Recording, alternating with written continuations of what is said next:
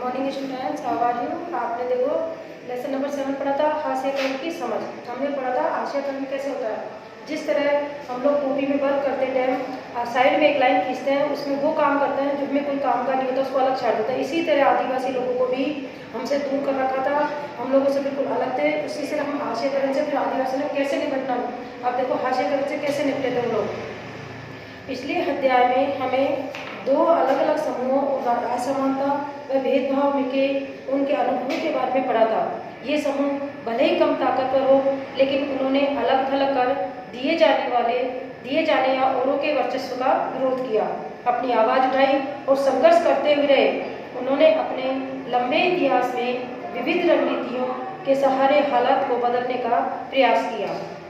धार्मिक साधना, सशस्त्र संघर्ष, आत्म परिष्कार व शिक्षा और आर्थिक बेहतरी, अपनी स्थिति में सुधार के लिए उन्होंने तरह तरह के रास्ते अपनाए हैं। संघर्ष का कौन सा रास्ता चुना जाएगा, यह हर एक मामले में उन हालात पर निर्भर करता है जिसमें हाशियाई समुदाय रहते हैं। इस अध्याय में हम ये समझने की कोशिश करेंगे कि विभिन्न समूहों और व्यक्तियों ने असमानता से निपटने के लिए क्या क्या तरीके अपनाए थे। आज़ादी के बाद भी इस तरह के संघर्ष और दलीलें जारी हैं, हालांकि उनका स्वरूप बदल गया। आज हमारे देश के आदिवासी, दलित, मुसलमान, औरतें एवं अन्य हाशियाई समूह यह दलील दे रहे हैं कि एक लोकतांत्रिक देश का नागरिक होने के नाते उन्हें भी बराबर के अधिकार मिलने चाहिए और उनके अधिकारों की रक्षा होनी चाहिए। उनमें से बहुत सारे लोगों ने अपनी चिंताओं को दूर करने के लिए संविधान का भी सहारा लिया। इस अध्याय में हम देखेंगे कि हाशियाई समूह अपने संघर्षों के दौरान संविधान का सहारा किस तरह लेते हैं। हम ये भी देखेंगे कि विभिन्न समूहों को निरंतर शोषण से बचाने के लिए अधिकारों का कानून की शक्ल दी जाती है, या इस बात पर भी विचार करेंगे कि इन समूहों का विकास का लाभ प्रदान करने के लिए सरकार की ओर से किस तरह के नीतिगत प्रयास किए गए हैं। मौलिक अधिकारों का उपयोग, जैसा कि आप इस पुस्तक के पहले अध्याय में पढ़ चुके हैं कि संविधान में ऐसे कई सिद्धांत सूत्रबद्ध किए हैं जो हमारे समाज और राज्य व्यवस्था को लोकतांत्रिक बनाते हैं। इन सिद्धांतों को मौलिक अधिकारों के जरिए परिभाषित किया गया है। ये हमारे संविधान का एक महत्वपूर्ण हिस्सा है कि ये अधिकार सभी भारतीयों को समान रूप से उपलब्ध होते हैं। जहाँ तक हाशियाई सबकों की बात है, उन्होंने इन अधिकारों को दो तरह इस्तेमाल किया है। पहला, अपने मौलिक अधिकारों पर जोर देकर, तो उन्होंने सरकार को अपने साथ हुए अन्याय के पर ध्यान देने के लिए मजबूर किया। दूसरा, उन्होंने इस बात के लिए दबाव डाला कि सरकार इन कानूनों को लागू करे। कई बार हाशियाई तबकों के संघर्ष की वजह से ही सरकार को मौलिक अधिकारों की भावना के अनुरूप नए कानून बनाने पड़े। संविधान के अनुच्छेद 17 के अनुसार अस्पृश्यता या छुआछूत का उल्लंघन किया जा चुका है। इसका मतलब यह है कि अब कोई भी व्यक्ति दलितों को पढ़ने, मंदिरों में जाने से और सार्वजनिक सुविधाओं का इस्तेमाल करने से अब कोई भी उन्हें रोक नहीं सकता है। इसका मतलब यह भी है कि छुआछूत गलत है और लोकतांत्रिक सरकार का इस तरह के अतिरिक्त को बर्दाश्त नहीं करेगी। लिहाजा अब अस्पृश्यता एक दंडनीय अपराध हो गया। कोई भी छुआछूत या किसी भी जातिवाद का काम नहीं कर सकता। तो उसके अगर कोई ऐसा करता है, किसी के साथ छुआछूत करता है या गरीबों के साथ दंडनीय अपराध करता है तो उसको सजा मिलती है। तो संविधान में एक ऐसे दूसरे भी अनुच्छेद है जो अस्पृश्यता के खिलाफ ही है। उदाहरण के लिए संविधान के अनुच्छेद 15 में कहा गया है कि भारत के किसी भी नागरिक के साथ धर्म, नस्ल, जाति, लिंग या जन्म स्थान के आधार पर भेदभाव नहीं किया जाना चाहिए। समानता के अधिकार का हनन होने पर दलित इस प्रावधान को सहारा लेते हैं। इस तरह यदि दलितों को लगता है कि कोई व्यक्ति या समुदाय या सरकार उनके साथ कोई सही बर्ताव नहीं कर रही है, तो वे मौलिक अधिकारों का सहारा ले सकते हैं। उन्होंने बार बार भारत सरकार का ध्यान संविधान की ओर आकर्षित कराया भी है और इस बात पर जोर भी दिया है कि सरकार संविधान का पालन करे और उन्हें न्याय प्रदान करे। इसी तरह मुसलमानों तथा अन्य अल्पसंख्यक समुदाय में भी संविधान में दिए गए मौलिक अधिकारों का सहारा लिया है। उन्होंने धर्म और सांस्कृतिक व शैक्षणिक अधिकारों की स्वतंत्रता के अधिकार पर जोर दिया है।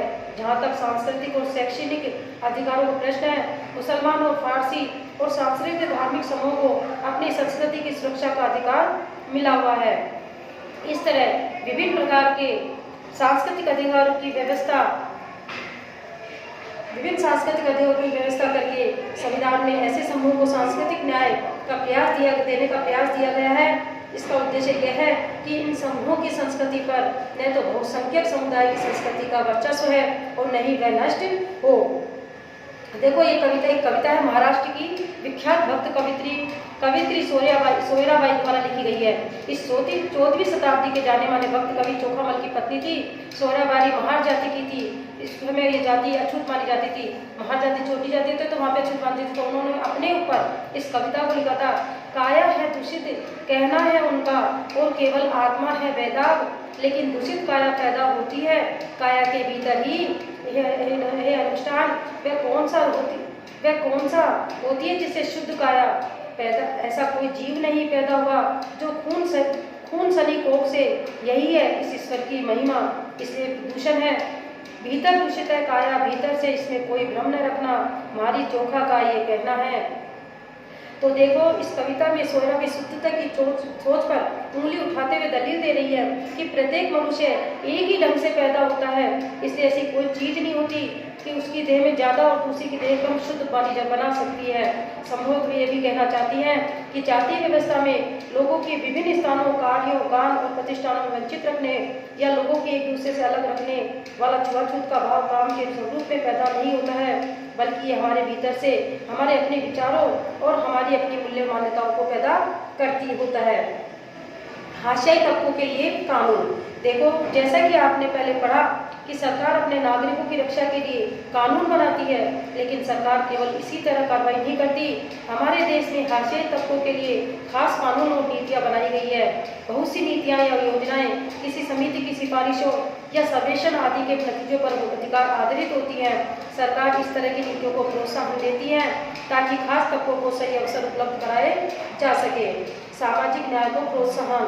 संविधान को लागू करने के लिए राज्य और केंद्र सरकारें जनजातीय आबादी वाले या भारी दलित आबादी वाले इलाकों में विशेष प्रकार की योजनाएं लागू करती हैं। उदाहरण के लिए कई स्थानों पर दलितों को और आदिवासियों को सरकार की ओर से मुफ्त या रियायती दरों पर छात्रावास की सुविधा उपलब्ध कराई गई है ताकि वे शिक्षा संबंधी सुविधाएं हासिल कर सके, जो मुमकिन है कि उनके अपने इलाकों से उपलब्ध नहीं होती है। कुछ जरूरी सुविधाएं मुहैया कराने के अलावा सरकार कानूनों का भी इस्तेमाल करती है ताकि व्यवस्था में निहित असमानता को खत्म करने के लिए ठोस कदम उठाए जा सके। आरक्षण की व्यवस्था इसी तरह का एक महत्वपूर्ण कानून नीति है। ये महत्वपूर्ण होने के साथ बेहद विवादास्पद भी है। शिक्षा संस्थानों की और सरकारी नौकरियों में दलितों व आदिवासियों के लिए सीटों के आरक्षण का कानून एक महत्वपूर्ण तर्क पर आधारित है।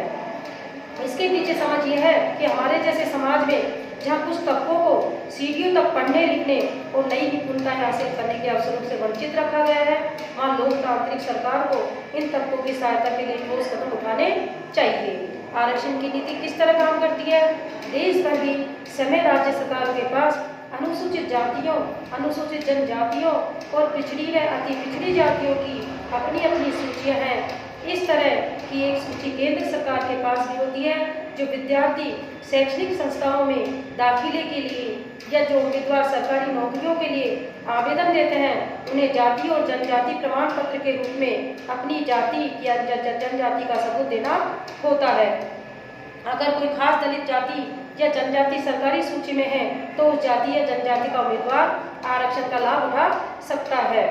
कॉलेजों, खास तौर से मेडिकल कॉलेज जैसे पेशेवर संस्थाओं में दाखिले के लिए सरकार ने कट ऑफ या न्यूनतम अंक सीमा तय की हुई है। इसका मतलब यह है कि जिन संस्थाओं में सभी दलित और आदिवासी उम्मीदवार दाखिला नहीं पा सकते, उनमें भी उन्हीं दलित आदिवासी विद्यार्थियों का दाखिला मिल सकता है, क्योंकि जब विद्यालयों के अंदर उनकी सीटें सुरक्षित होती है, आरक्षित होती है कि इतने % दलित ही या आदिवासी लोग ही एडमिशन ले सकते हैं,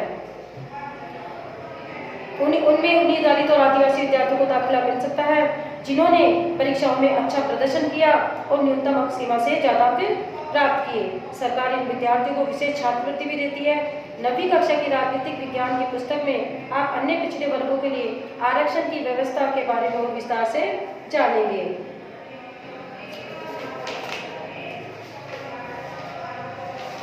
दलितों और आदिवासियों के अधिकार की रक्षा। हाशियाई समुदाय को भेदभाव और शोषण से बचाने के लिए नीतियों के अलावा हमारे देश में कई कानून भी बनाए गए। आइए यहाँ एक सच्ची घटना पर आधारित इस केस स्टडी की पढ़कर जाने कि अपनी सुरक्षा के लिए दलित इन कानूनों का किस तरह इस्तेमाल करते हैं।